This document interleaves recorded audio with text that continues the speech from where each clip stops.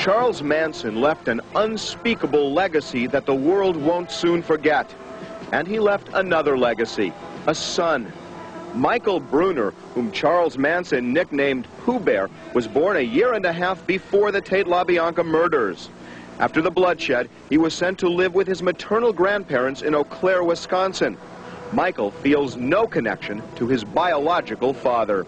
I was too young to remember anything way back in California, and it's really not part of my life.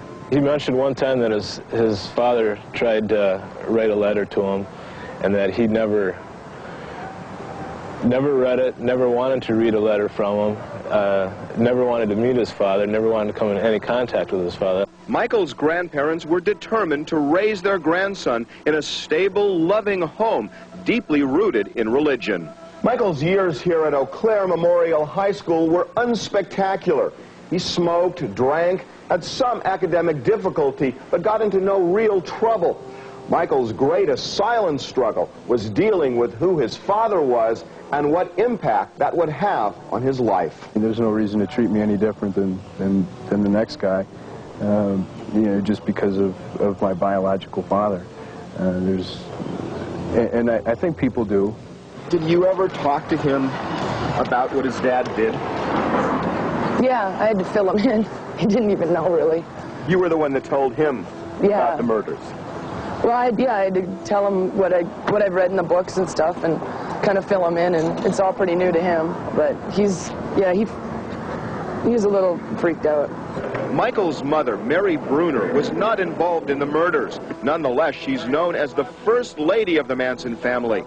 After the murder trials, Mary Bruner moved to Wisconsin and lived nearby as Michael grew up. Michael's relationship with her is non-traditional. She was always my sister, but now she's just my kid's grandma. And that's worked out real good. I think since I've had the kid, we've been a lot closer. 25-year-old Michael now lives in the western United States with a longtime girlfriend and their 2-year-old son. He works as a parking valet and has dreams. I want to be self-employed. That's a big thing, and I've been working hard towards that. Don't want to work for anybody else. I want to do it for myself. And how will Michael Bruner tell his son about a grandfather who is now a legend in the history of crime? Well, when the time comes, I'll know how to do it, I think, more than I do now. It's nothing I've thought about. If he doesn't need to know, I don't see any reason to tell him. There are other children of the Manson family. Tomorrow, a young man who was born in prison bounced around from one foster home to another and now has a close relationship with a former Manson family member, his mother. That's tomorrow on Action News Nightcast at 11. Can't help but feel sorry for these kids. Yeah, they had a real tough road, but a lot of them have overcome it. Yep. Thank you, Harvey. Charles Manson and his infamous family have left behind a trail of death and despair. This week, investigative reporter Harvey Levin showed us how Manson's son has conquered much of his troubled past. Tonight, Harvey introduces us to another offspring of the Manson family, a young man committed to a life outside that circle of violence.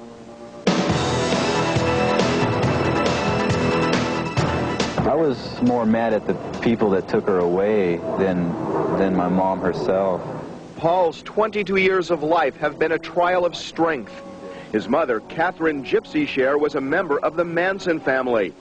She gave birth to Paul in jail while awaiting prosecution for allegedly attempting to poison a prosecution witness in the Sharon Tate murder trial.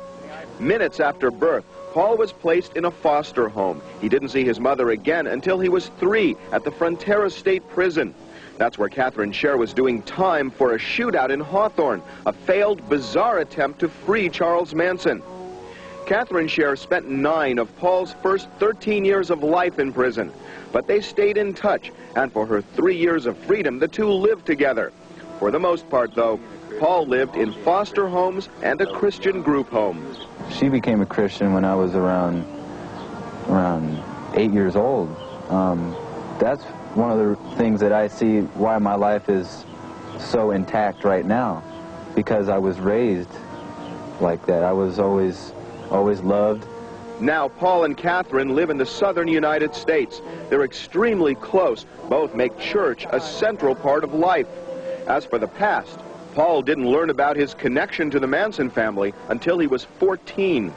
Someone had read a book and recognized my picture, and I think it was the Billy Ilse book, and came to him and told him, "You're a Manson." And he came running home and said, "Mom, am I a Manson?" And I told him, "No, you're not." Paul works full-time supporting himself through college. He's also in the military and wants a career servicing jets. Paul thinks his rocky upbringing has been a source of strength. When someone is away from a loved one for a while, it sort of makes them sort of a little bit stronger. They rely more on themselves. Catherine Scher won't disclose the identity of Paul's father.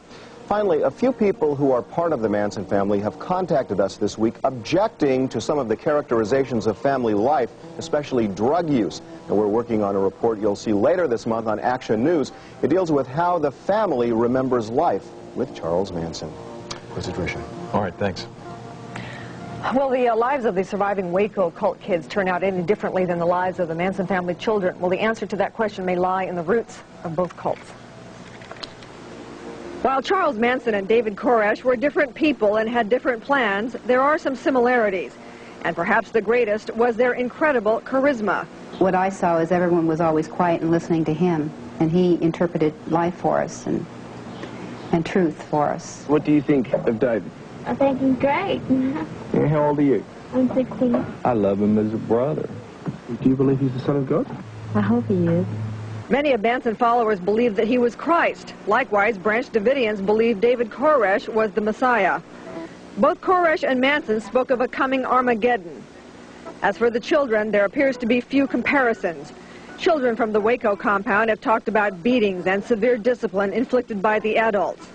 To the contrary, Manson family members tell us if anyone ever struck a child, Charles Manson himself would have beaten the adult for committing the child abuse. While David Koresh appears to have been obsessed with having sex with young girls, Charles Manson was obsessed with sex in general. Stories of group sex in the family are legendary.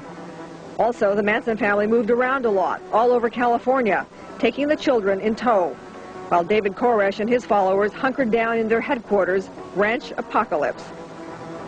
In the wake of the Manson family, Jonestown and Waco, Texas, cult experts say the best way to protect children from these experiences is to deal with the parents and keep them from joining the cults in the first place. That wraps up Action News live at 5.